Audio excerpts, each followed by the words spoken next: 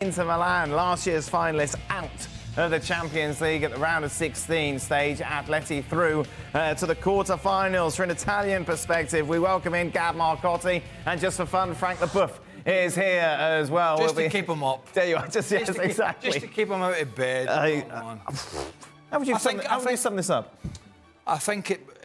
Well, we can argue, we could debate over the two games about being the better side, because certainly Inter were the better side by quite a stretch in the San Siro. But I thought Atleti deserved it on tonight's performance. Yes, Inter got a bit of a second wind in extra time, but they got pummeled near the end. I think the substitutions for Simeone were better, had more impact. Riquelme, Memphis Depay and Correa. Correct. Who all look really, really lively. The one frustrating thing, if you're an Atleti fan from the early possession, was the slack passing in the final third. And we know Inter have got some big, strong defenders and they're a good unit, but it was the slack passing in the final third that was the frustrating part if you're an Atleti fan, and that really let Inter off the hook a little bit.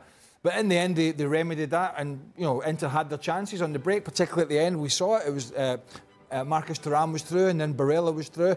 Didn't finish it off. But I think on the balance of play, for me, Inter just sat a little bit too deep for too long in that game. The great thing about this tie compared to some of the others that we've seen in this round is that you never quite knew who was going to take it. Yeah, because I think you can make an argument that Inzaghi may have said to himself, you know what, we're actually doing quite well because we're going to be dangerous on the counter. And if indeed we're going to create chances, those chances will come on counter-attacking opportunities. And they did.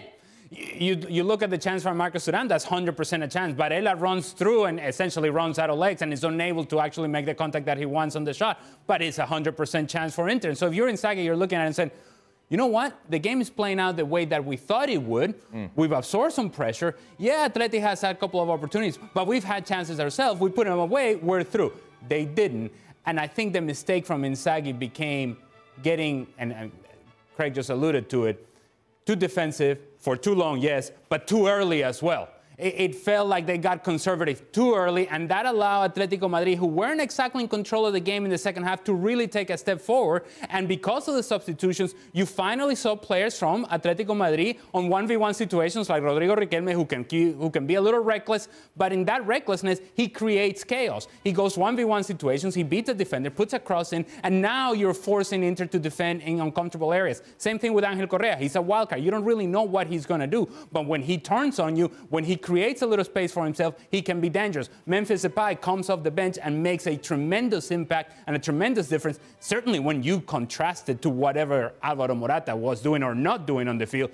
You have a guy like Memphis Depay that, on the time that he was on the field, he changed the outlook of the attack for Atletico Madrid, was dangerous right away, hits a post, scores a goal, and has concept in terms of the team play. How do I bring other players around me into the field and into the play? Atletico Madrid in the second half, they got on the front foot. I think that was encouraged by Inter being so deep. And in the end, Atletico Madrid takes advantage of it and goes through. And I think deservedly so. Inter is going to look at the missed chances from the first 90 minutes. And they're going to look at the missed chances in the second half. But this is not about missed chances. This is about taking opportunities, and Atletico Madrid did just enough. This was an engrossing tie, yeah, Frank? I mean, it's very interesting to see how, from details, we can go to a conclusion of what people did wrong or right. And it was very interesting to see that Inter, in fact, got their best chances and dominated the game after 15 minutes of the first half. And it's when they scored the goal where they played the best football, where they tried to go forward. And as soon as they decided to go and be more defensive, like they thought it was clever. It was more clever for them to do that. And Inzaghi was trying to secure maybe the score. It's when they got in danger. It was a very fine margin that Atletico got better, but they deserved that win because they tried. They tried more than Atletico, and I'm 100% with Craig and Ali in that matter, because you have the feeling that if Inter would have tried a little bit more, they would have won that game. But because they didn't, Atleti deserved to win that tie. Did Inzaghi's substitutions cost him tonight, Gab? No. No. I think Ali nailed it in what he said. I don't think you can blame Simone Inzaghi. This is what got them to the point where they got. He always uses all his substitutes. He really believes in this kind of 16 starters, and I think you have to respect that. I think what really messed Inter up, and if you want to point fingers, it's conceding that goal 2 minutes after you scored, due to kind of two freak individual errors from Benjamin Pavard, and then Griezmann gets lucky that the ball sits up to him. Could have gone anywhere off of Bastoni, right? And I think that's maybe where Inzaghi glitched. Maybe that's when they could have said, all right, that was unlucky. Let's go and score another one against these guys, because we are a better team, and we showed it.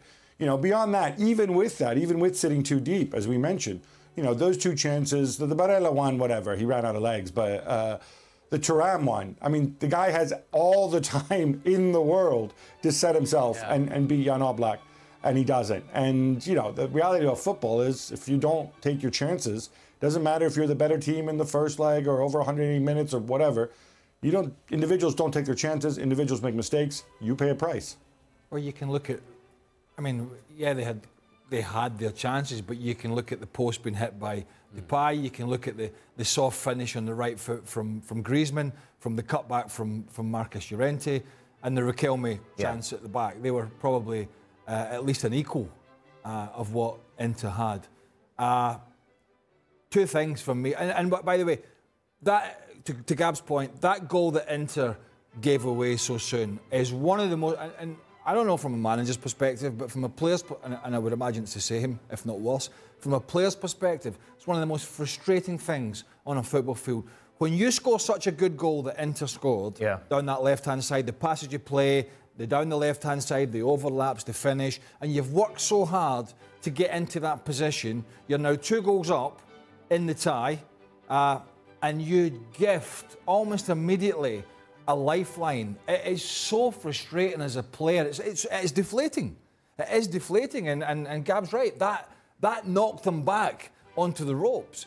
So that was a big blow for them. But I'd say two of the things he did brilliantly tonight are we're looking at small tactical details. One's not so much tactical. The best thing he did was taking Morata off. Yep. Yeah. Best thing he did. Right?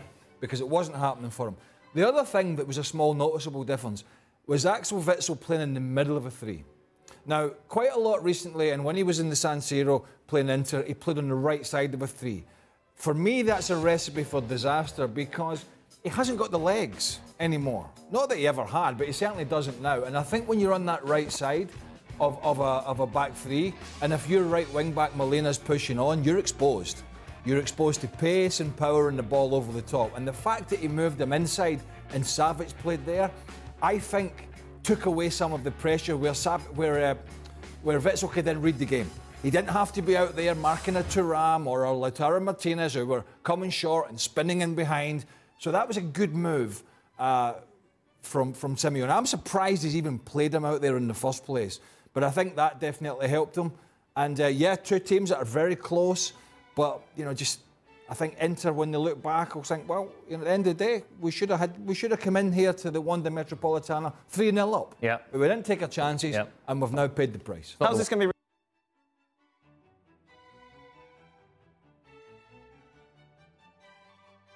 Take a look at the remaining 8 teams. Dortmund very much, I think, would be at the bottom of those power rankings.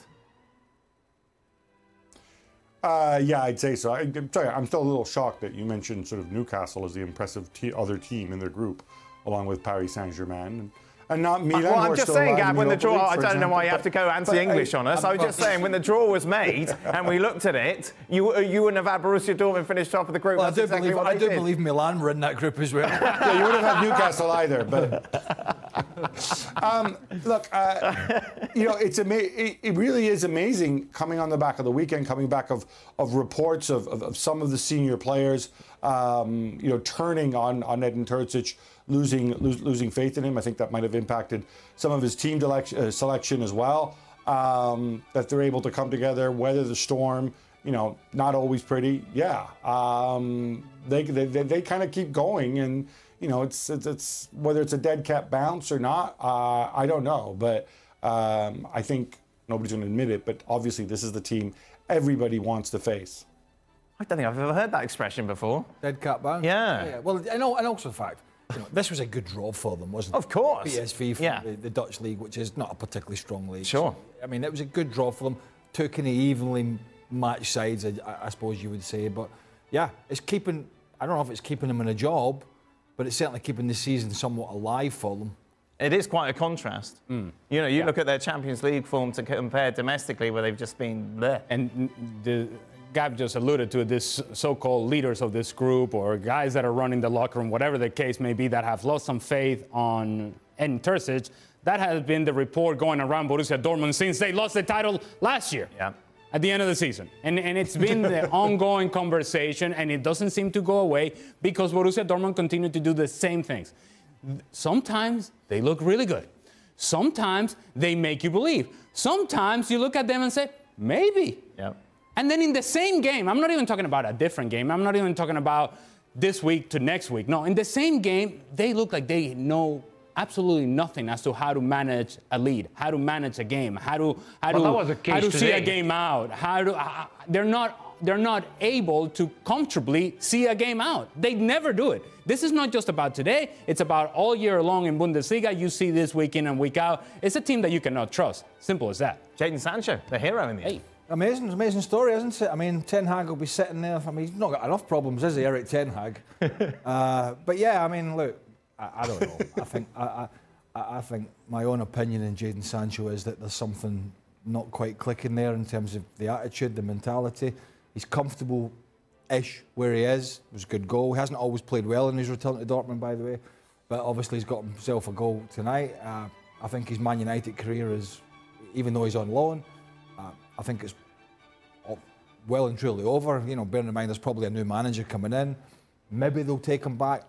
I don't know, but, you know, I don't know what else to say about him. He's a bit of a he got injured today, so he's not going to be much of an issue. We talked about Jadon Sancho when he was making it, and it wasn't quite Kylian Mbappe-esque. I was just like, I was at the end of my tether, just talking about. Frank. Yeah, what do you want from me? What do you want? Anything would you like to add? I don't know if you saw this game. Yeah, I saw that game, and I'm totally with Ali on the Borussia Dortmund. You know, when I see the first half and I see Malen making Dest sufferings that much on the side, I say, well, it's going to be a tough night for PSV. And they turned everything, you know, and they managed tactically to play better, and somebody was helping Dest. And we didn't see Dortmund anymore in the second half. And if Jadon Sancho existed a little bit for the first half and scored that second goal since he came back to Dortmund, we didn't see him anymore. And he got injured, so I don't know where he's going to come back. But I was very disappointed, and I'm with the guys. You know, everybody wants to fight against, wants to play against Dortmund because they're so inconsistent, and I really think that's going to be the easiest way to reach the semi-final if you want to play against a so-called poor team.